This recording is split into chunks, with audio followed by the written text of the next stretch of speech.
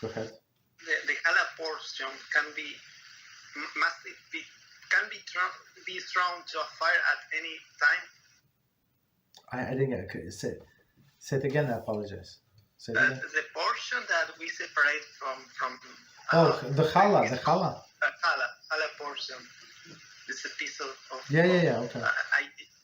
So I have a piece frozen, but I don't know what to do if I can throw it to a fire at any time. Okay, so here's a Pesach, since we're talking about Pesach. So it's proper, it's a custom, it's not the only custom, it says I think in Shulchan Aruch also, maybe I'm mistaken, but it's a custom in my family for sure, for many years. So we collect these pieces of challah, we don't burn them, right, on a weekly basis, monthly basis. So we burn them on Erev Pesach. So all of these things, like you have to burn a chometz, that's what we burn. And then not only us, that's like halacha. I mean, you're not obligated to hold. If you want to burn every time you separate it, nobody's holding you back, right? But you must know that it is challah becomes like non-kosher food.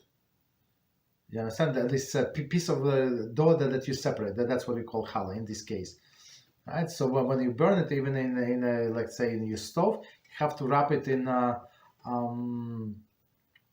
aluminum foil.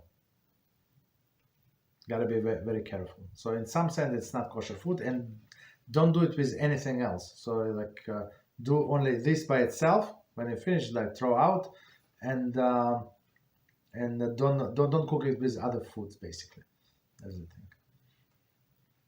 Or do it somewhere outside if you have somewhere place outside to do that. Do it outside, no problem.